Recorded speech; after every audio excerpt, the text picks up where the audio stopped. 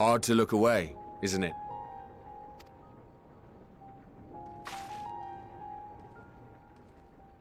But they're more than pretty flowers. Heart blooms are attuned to ambient emotion.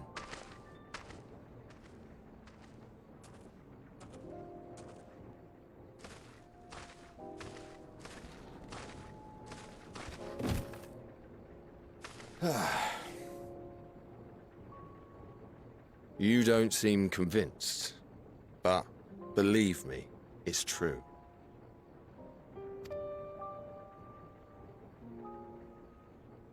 This ashen grey, for instance, it mirrors the anxiety and urgency of those working nearby as they rush to fulfill sudden orders.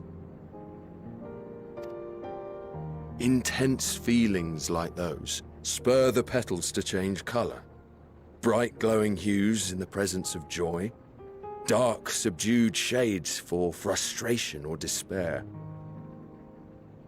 Yet even with the collected wisdom of Charlian at our disposal, we've yet to identify the underlying principle of this empathic effect. And there are other mysteries besides. Although the flower is extraordinarily long-lived, its low reproductive rate has made it difficult to find younger populations growing in the wild. With too few sightings to map its distribution, and no closely related species to track, we've been unable to pinpoint its land of origin. To further complicate matters, every culture, even dimly aware of its existence, has given it a different name and mythos. Our attempts to study it via the historical record have been an exercise in frustration. As an avid botanist myself, I should one day like to unravel the Heartbloom's secrets. But I'm afraid other duties must take precedence. I will leave you to your thoughts.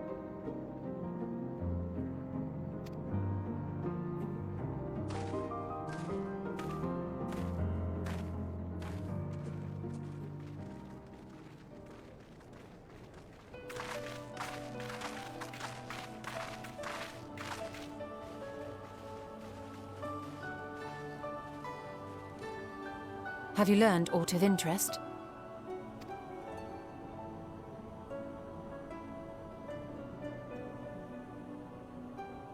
A flower that reacts to one's feelings?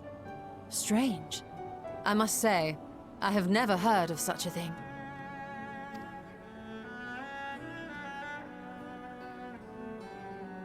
This is all very fascinating. But as it stands, we've failed to gain any significant insight into the Forum's undertaking. Indeed.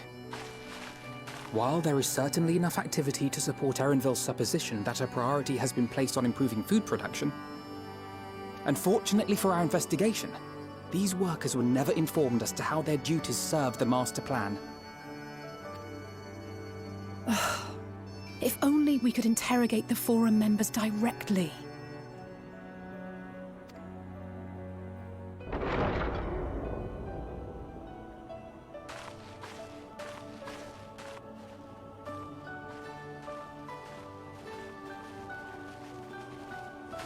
Isn't that the entrance to the Archaean?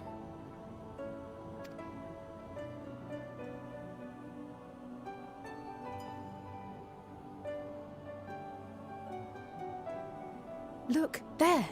I think that's Erenville. A little difficult to tell from here, but I think you're right. He did say he was coming down to make his report.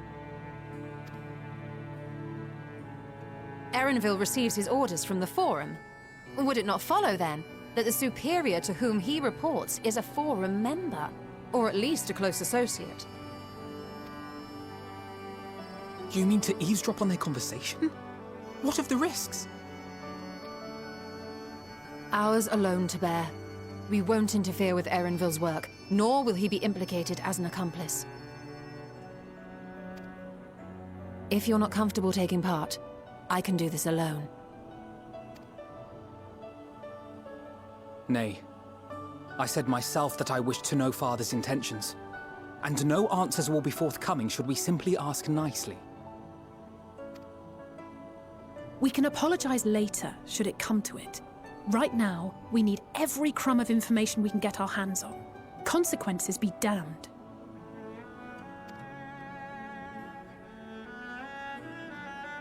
It might be best if you came along as well. In fact, we should all...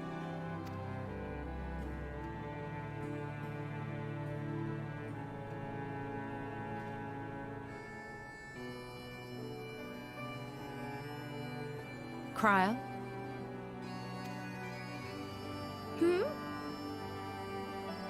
Oh, yes. That certainly sounds like a plan.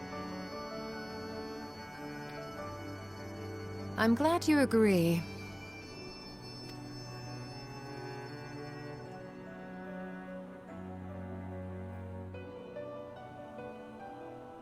Quickly! Erenville is on the move. We need to get closer before we lose him.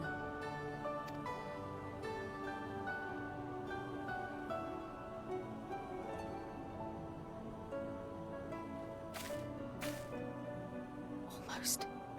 I can almost reach you.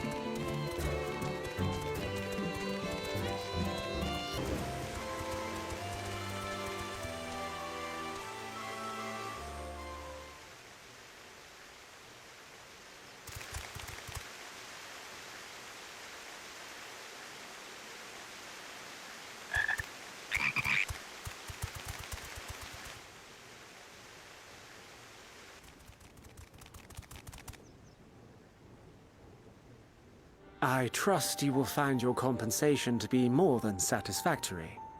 We wish to make clear that we are pleased with the efficiency and thoroughness of your work.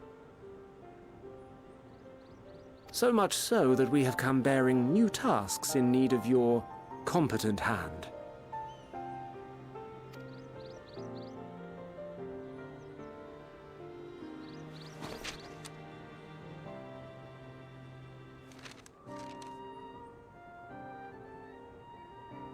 Another lengthy list.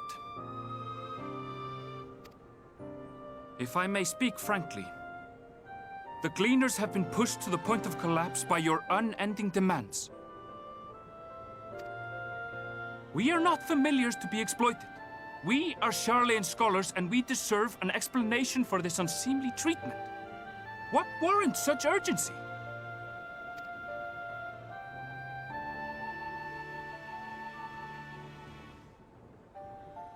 In an age long past, Sharlayan was charged with a momentous duty. And now that word of the final days hangs heavy in the air, the time has come for us to fulfill that charge. I can say no more, but I promise you this. All will be revealed in due course. And when it has, you will understand that your toil was in service to the greatest good.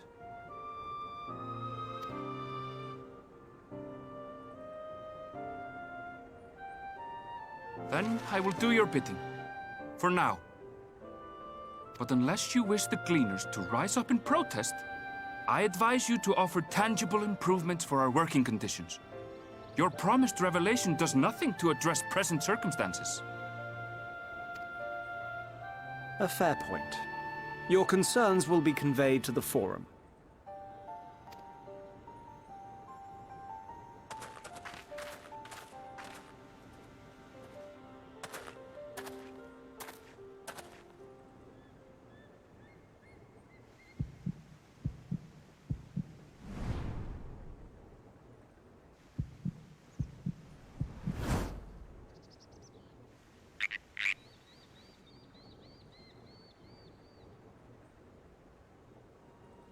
I hope that was informative. You may consider my debt to you repaid in full. While I do have my reservations about the Forum, I want to believe that they have our best interests at heart. Which is why I'm reassured that you're busy sniffing out the truth of things. We can ill afford to place all our eggs in one basket, this master plan of theirs, without first understanding the risks involved.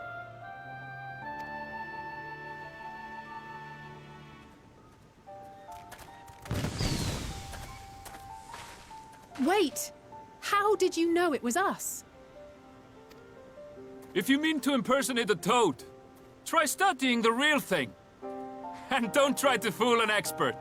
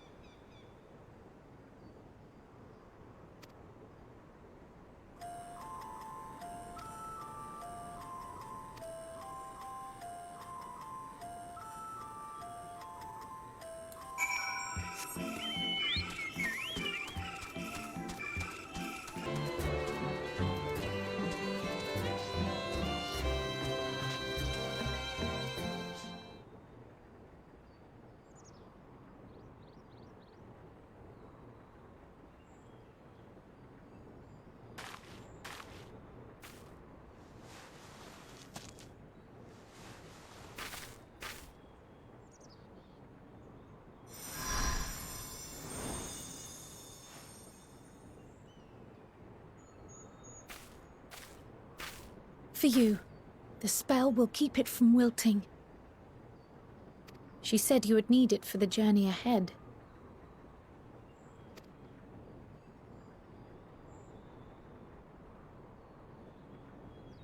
Will you speak with her now? I cannot hope to match Minfilia's clarity, of course, but...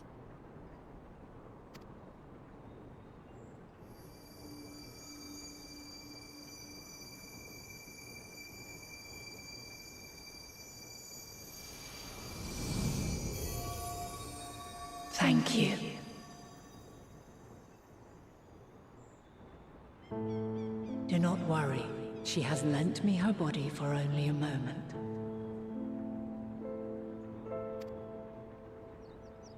Just as I could not save the first from the flood of light, it has become arduous for me to interact with the physical world without assistance.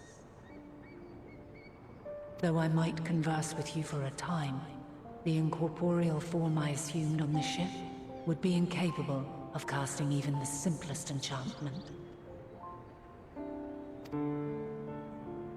It is in the depths of the ethereal sea, the place to which all life returns, where my influence is greatest. After Minfilia's sacrifice on the first, it was to the sea, here in the source, where I ferried her soul. I wished that gentle spirit to find rest in the world she loved so well. Her, and another who may yet have a part to play, though that will depend on you.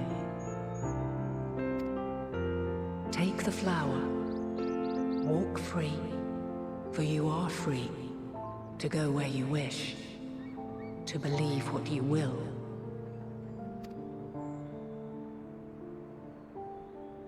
That bloom will be your guide, test and proof of your conviction.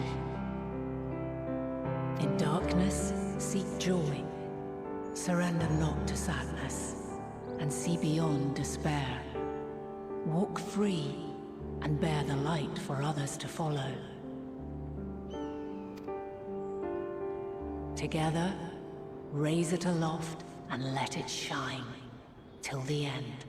Blinding and radiant.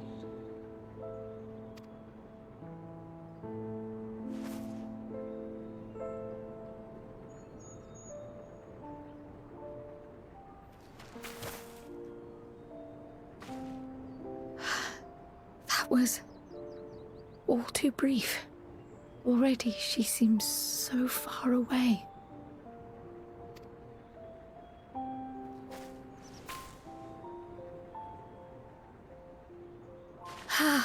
My apologies if I startled you.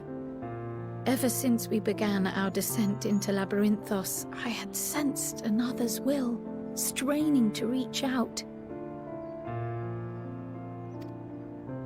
Even with my particular talents, though, I was unable to make a connection at first, so weak and tenuous it was. Once I took hold of that wispy thread, imagine my surprise to discover it was Heidelin herself. Needless to say, it seemed wise to learn what we could before letting go.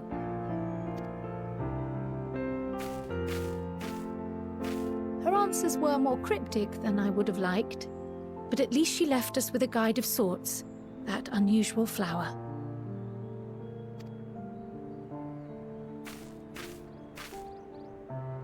Yes. We are definitely making progress.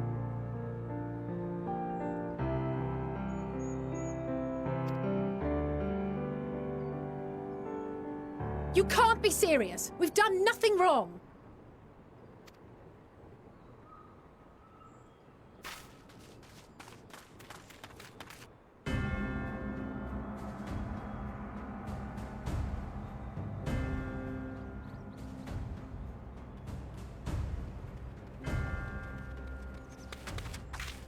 Master Fortuno? What business has the Forum with us? Obstruction and suppression, apparently. Mistress Baldessian, Our records show you facilitated the Scions' entrance into Sharlayan by claiming them as assistants for your organization. We are aware of your investigations. After alerting the major institutions to the presence of potential troublemakers, we received word from an Archean custodian. A group operating under the auspices of the students, skulking about Labyrinthos and engaging in clandestine behavior. Clandestine? We may not have entered Sharlayan as Scions, but we did naught to conceal our identities. Our only purpose in this city is to seek the truth. I can think of no reason why our actions should warrant the Forum's intervention. 'Tis not our way to discourage the pursuit of knowledge, but the timing of such pursuits must be considered.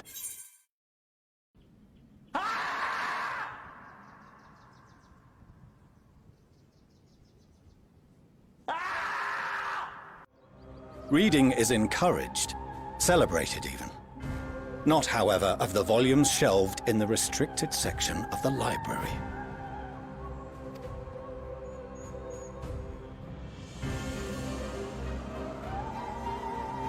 Refusing to comply will only make matters worse. Let us instead treat this as an opportunity to open a dialogue with the Forum.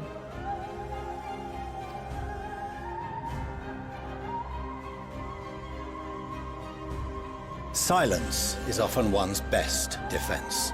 I would advise against prolonging the proceedings with frivolous discourse.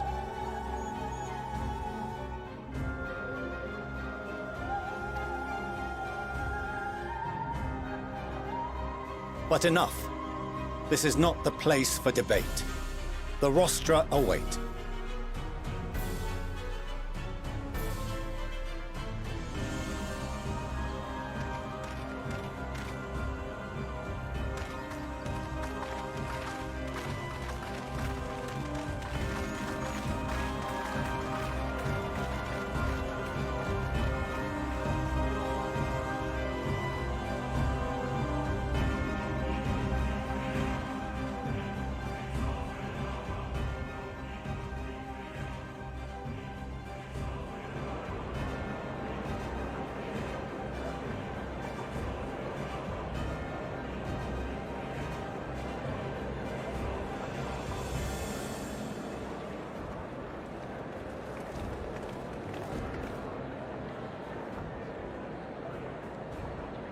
Forgive me.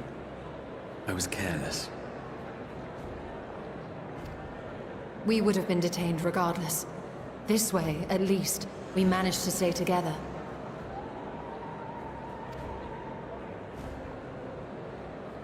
I trust your time within the Forbidden Archives was well spent.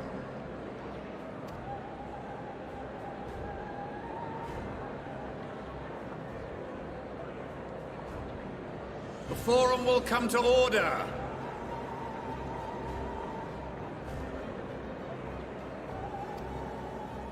This inquiry is now in session. As Speaker-elect, I will be presiding over the day's proceedings. Master Fortuner, would you be so kind as to restate the matter which compelled you to summon your colleagues with such urgency?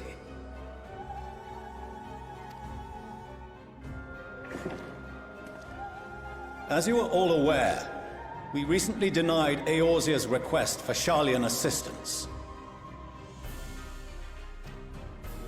Since then, certain individuals dissatisfied with our decision have taken it upon themselves to interfere with our work.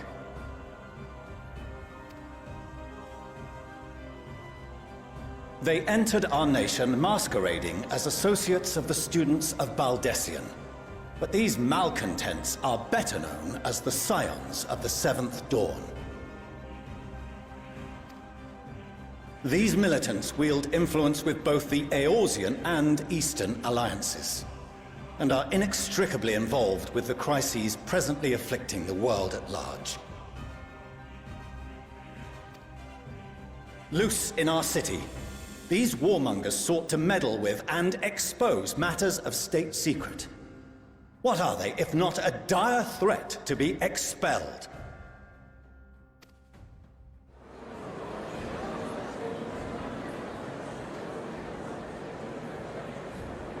You have tarnished the good name of the students. Galuf would be ashamed.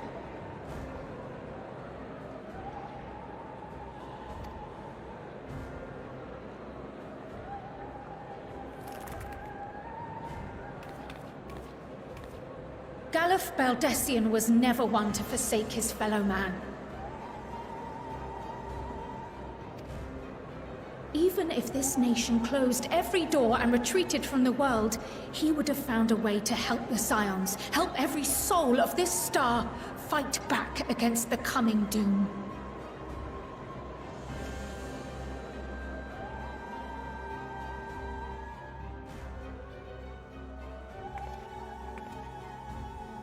A terrible enemy stands poised to lay waste to all we hold dear. In the face of such madness, Eorzea reached out to Sharlayan, a respected ally, in the hopes of forming a united front. Was your curt dismissal truly the best you could offer?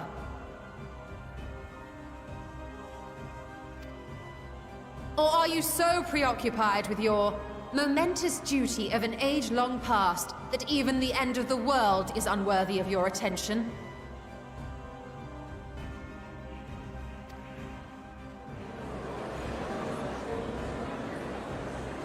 Whence came this revelation?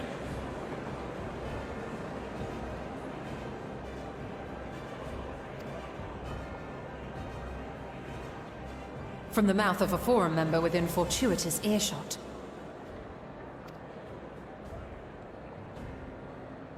Then it seems your findings support my own.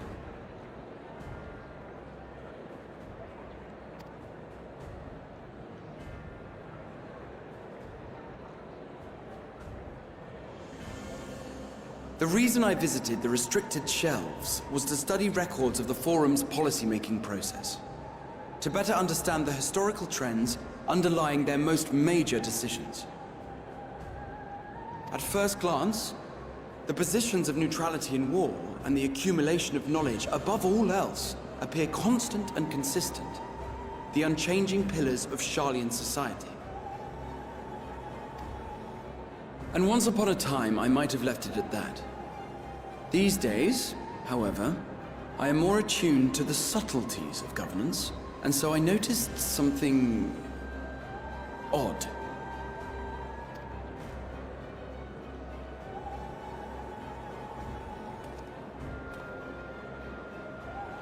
From a particular point in time, the purpose of these policies shifted. No longer was knowledge preserved for the benefit of society. Rather, society was to be gradually reshaped to ensure the preservation of knowledge.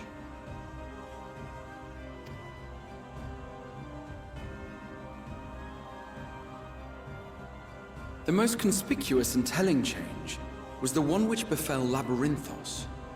Once little more than an oversized storehouse, an enormous allocation of funds saw it transformed into an advanced research and archival facility. I also discovered a fascinating account on the finances of our Dravanian colony. The settlement attracted students from far and wide, and the connections and tuition fees thus acquired were funneled into further improvements for the archives. Now, there is no question that our nation's progress is tied to the acquisition of wisdom. Nevertheless, the vast resources diverted for this purpose borders on the obscene.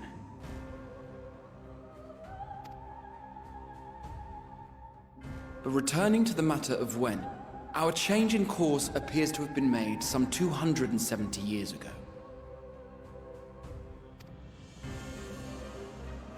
The very same period when Sharlayan scholars in the hinterlands began a formal study of the ethereal sea.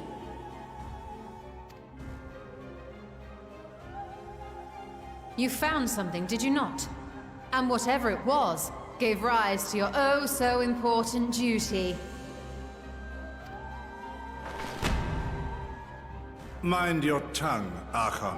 If you had seen...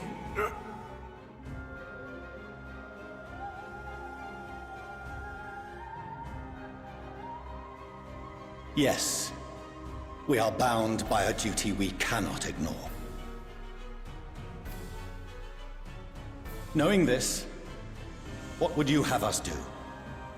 Abandon our vital work and join you on the field of battle? We will never choose the way of the sword.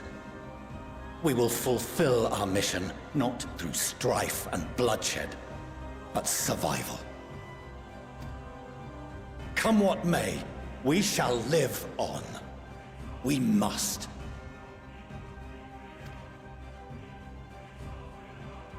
Do as you must, then. But we Scions will fight until the heavens fall, until our last breath.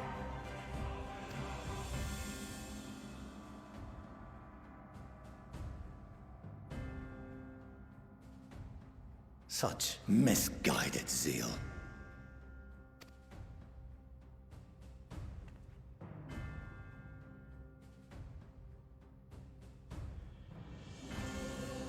Father, Master Fortuno, I fail to understand the stance you have elected to take. But by the same token, I have yet to find a compelling argument to counter the challenge you put to us in Gridania. Still, in the midst of my uncertainty,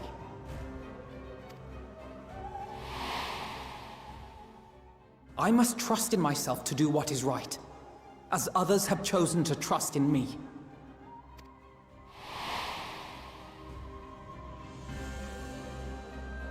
So I will continue, as I always have, weighing the consequences of my every action, and allowing my hope for the future to inform my decisions.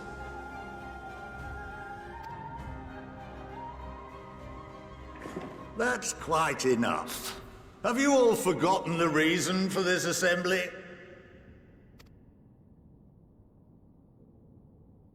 Skolok Monteshane.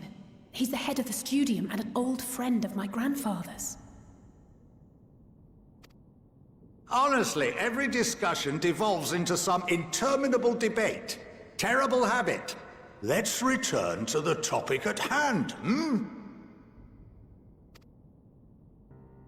By their own admission, these Scions have resolved to fight alongside the Eorzean nations against the doom which swift approaches. But there exists no evidence of an attempt to incite our citizens to do the same. Furthermore, while our decision may well have been the correct one, we cannot simply bull our way through these disagreements without inviting doubts or objections. Put yourselves in their place. Who among you would leave a tome unopened if an elder forbid you read it with no reason given?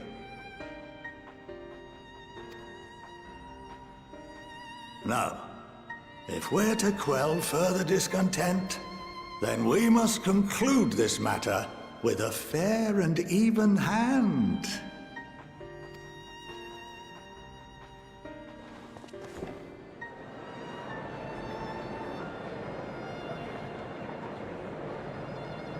Order! We will have order! Master Monteshane raises some valid points. Keeping such concerns in mind, I propose we enforce the following measures. Until further notice, the students of Baldesion are to cease any and all activities within the domain of Sharlayan. You will also refrain from any further investigation into the Forum's decisions and duties. Failure to comply with these restrictions will result in the immediate expulsion of your Scion associates.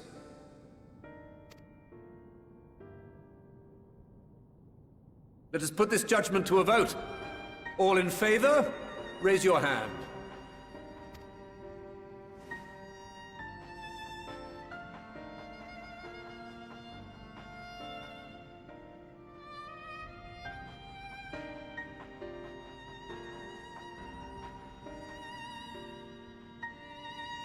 I count 51 for and 48 against. The proposal is passed. Students, scions, you have heard the Forum's judgment. Pray abide by it, or face the consequences.